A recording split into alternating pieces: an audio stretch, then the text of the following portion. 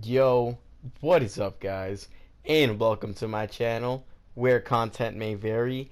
And in today's video, we're doing another top 5, two top 5s right back to back. If you guys didn't see my last one, go check it out. It's a Skyrim top 5. So if you guys are interested in that, go check it out. But for today's video, we're going to do a top 5 most versatile Overwatch hero. Now, the way that I chose the heroes that will be on this list is if the hero can play in a lot of different ways, I guess, and like for example a hero that is a DPS and a support, or a hero that can has a lot of different capabilities and can fit into all different types of games and stuff. You guys will see as we go along the heroes that I pick and why I say I pick them. And if you guys have any complications, just leave it in the comment section and I'll be sure to get back to you. So let's just hop right into the list. At the number 5 spot, guys, and this is in no particular order, so 5 isn't better than 1 and 1 isn't better than 2, etc. You guys get the point. Is Reinhardt. Now Reinhardt's versatility is so expansive and kind of speaks for itself with that massive 2000 health point shield that can save your team from a lot of things. Now, a Reinhardt will never be complained about in any composition and fits into almost any composition. Your team will never be mad at you for picking Reinhardt because you're going to be shielding them from almost anything, and he's viable on attack, defense. Versatility is just insane. Reinhardt is just an amazing hero overall and why he's on this list. Now on to the number 4 spot, we have Zarya. And now Zarya is a hero that I've been playing a lot, and her versatility is just like madness.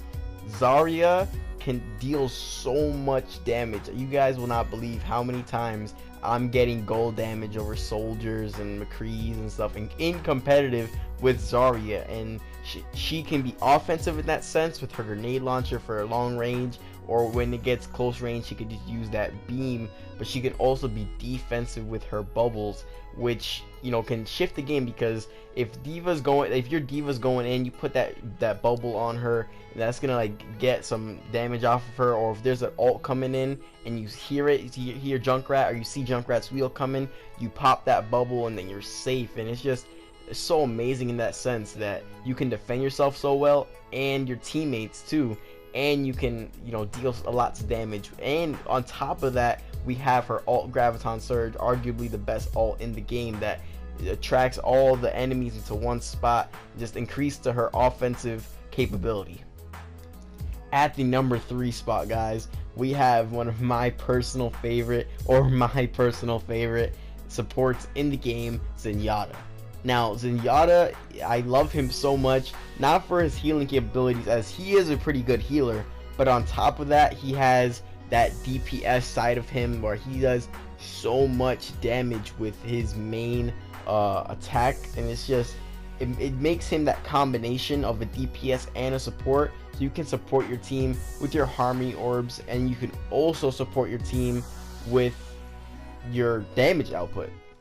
Now on top of that, we have his ult, which can save your team from almost any ultimate. Junkrat's Riptire, saved. Hanzo's Dragon, saved. Reaper Death Blossom, saved. Diva ult, saved. Making a final push to the payload and Soldier using his ult, saved. Pretty much saved from anything, making him that defensive gem, and it's amazing. On to the number 2 spot, we have Mei. Now Mei is a hero that I do not play that much, but when in the right hands, Mei can be an absolute nightmare. Especially now in this tanky kind of meta right now in Overwatch, Mei can be a nightmare to those tanks with her freezing them and then headshotting them, making them super easy targets for her. Now on top of that, she also has her wall, which is arguably one of the best abilities in the game, period, because of its ability to close off chokes, ability to slow down the enemy team when they're making a final push or something, or just in general. And on top of that, she's kind of like a tank in herself. She's a defensive hero, but she's kind of like a tank with that ability to freeze herself and get her health back. And also with her Blizzard, you can counter a lot of ults, like you guys just saw. I countered Bastion's ult, I heard him ult, I threw down my Blizzard, he was frozen. Now the enemy team pretty much wasted that and they cannot get that back. she's a defensive hero, but you can incorporate her on attack, and I've seen it plenty of times. A good Mei in the right hands is beautiful, and her versatility to be an attacker and a defender and be viable in pretty much almost any situation and be a good hero in almost any situation is why she made her way on this list.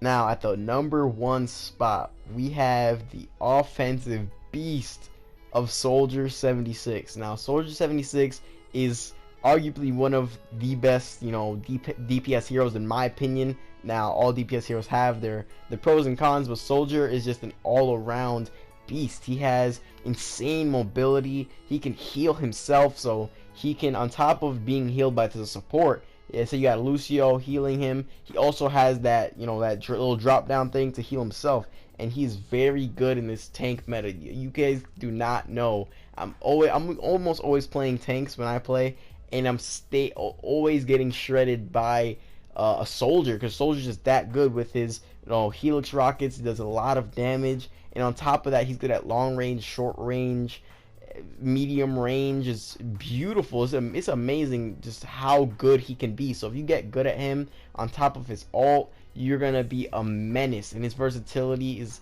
insane. You're gonna be able to go up against any composition and just do very, very well.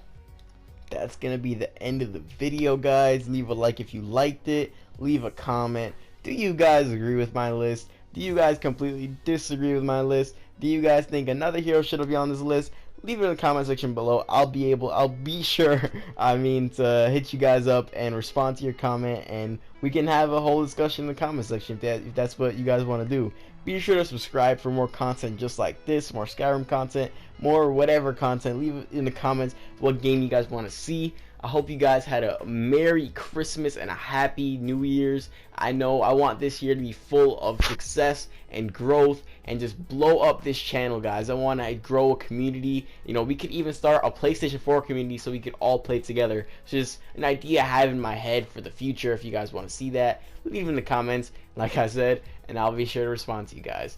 Alright, I'll see you in the next one. Peace.